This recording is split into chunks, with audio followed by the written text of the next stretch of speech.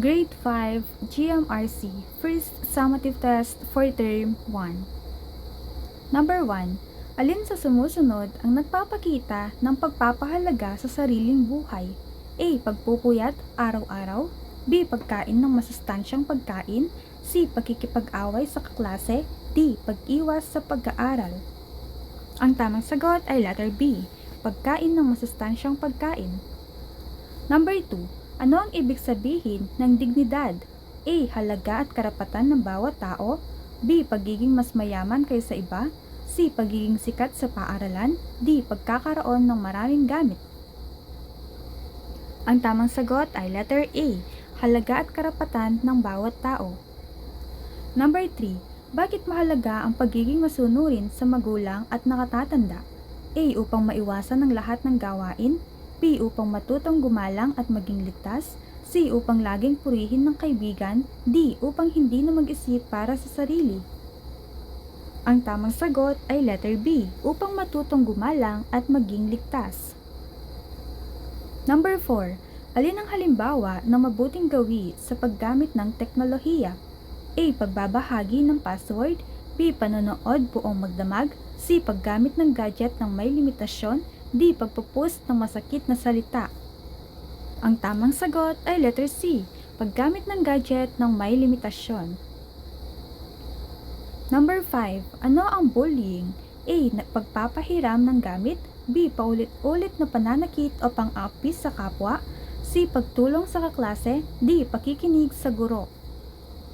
Ang tamang sagot ay letter B. Paulit-ulit na pananakit o pang-aapis sa kapwa. Number 6. Ano ang dapat gawin kung ikaw ay nakararanas ng bullying? A. Manahimik na lamang palagi. B. Gumanti agad sa nanakit. C. Magsabi sa magulang, guro, o pinagkakatiwalaang nakatatanda. D. Itigil ang pag-aaral. Ang tamang sagot ay letter C. Magsabi sa magulang, guro, o pinagkakatiwalaang nakatatanda. Number 7. Alin ang nagpapakita ng paggalang sa sariling dignidad? A. Pag-amin kung nahihirapang at paghingi ng tulong. B. Pagtago ng problema kahit delikado. C. Pagpapabaya sa sarili. D. Pagsunod sa maling utos ng barkada. Ang tamang sagot ay letter A. Pag-amin kung nahihirapan at paghingi ng tulong. Number 8. Bakit mahalaga ang paggalang sa sariling buhay? A. Dahil ang buhay ay may halaga at dapat pangalagaan. B. Dahil kailangang laging manalo. C. Dahil dapat laging mauna sa pila. D. Dahil hindi na kailangan ang tulong ng iba. Ang tamang sagot ay letter A. Dahil ang buhay ay may halaga at dapat pangalagaan. Number 9. Ano ang pagbabagong pisikal? A. Pagbabago sa katawan habang lumalaki. B. Pagbabago sa paboritong kulay. C. Pagbabago ng pangalan. D. Pagbabago ng paaralan lamang. Ang tamang sagot ay letter A. Pagbabago sa katawan habang lumalaki. Number 10. Sino ang dapat sangguniin kapag may hindi nauunawa ang pagbabago sa sarili? A. Kaibigan lamang. B. Magulang, tagapangalaga, guro o pinagkakatiwalaang nakatatanda. C. Hindi kilalang tao online. D. Sarili lamang palagi. Ang tamang sagot ay letter B. Magulang, tagapangalaga, guro, o pinagkakatiwalaang nakatatanda. Number 11. Alin ang halimbawa ng pangangalaga sa sarili habang lumalaki? A. Pagligo araw-araw at pagkain ng tama. B. Pag-iwas sa tulog. C. Pagkain ng junk food sa lahat ng oras. D. Pagpapabaya ng kalinisan. Ang tamang sagot ay letter A. Pagligo araw-araw at pagkain ng tama. Number 12. Ano ang kahalagahan ng tamang dieta sa panahon ng paglaki? A. Nakakatulong ito sa malusog na katawan. B. Pinapabilis nito ang paglalaro ng computer. C. Ginagawa nitong hindi na kailangan ng tulog. D. Nakakaiwas ito sa lahat ng gawain. Ang tamang sagot ay letter A. Nakakatulong ito sa malusog na katawan. Number 13. Ano ang peer pressure? A. Payo ng doktor tungkol sa kalusugan. B. Impluwensya ng kapwa-bata sa kilos o pasya. C. Pagkain ng masustansya. D. Pagtulog ng maaga. Ang tamang sagot ay letter B. Impluwensya ng kapwa-bata sa kilos o pasya. Number 14. Alin ang nagpapakita ng katatagan ng loob sa pagharap sa pagbabago?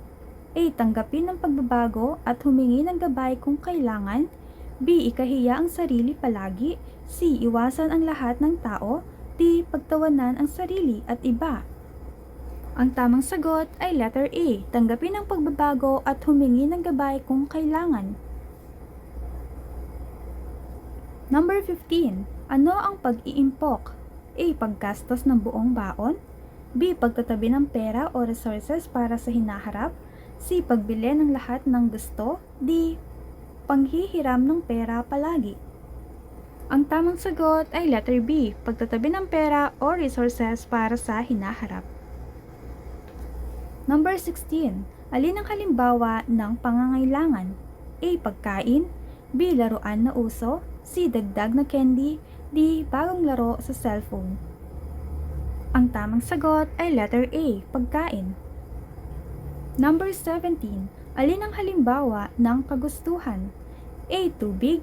B. Masustansyang pagkain. C. Laruan kahit marami ka na. D. Gamot kapag may sakit. Ang tamang sagot ay letter C. Laruan kahit marami ka na. Number 18. Bakit mahalaga ang paggawa ng plano sa paggastos at pag-iimpok? A. Upang magastos agad ang pera.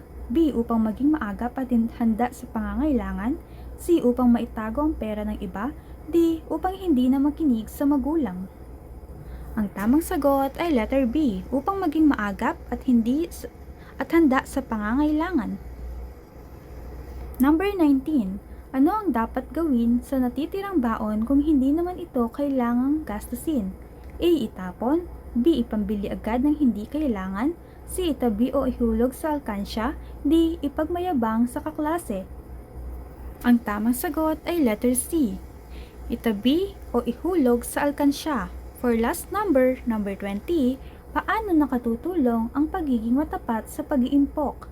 A. Natututuhan ang tamang paggamit ng pera at tiwala ng pamilya.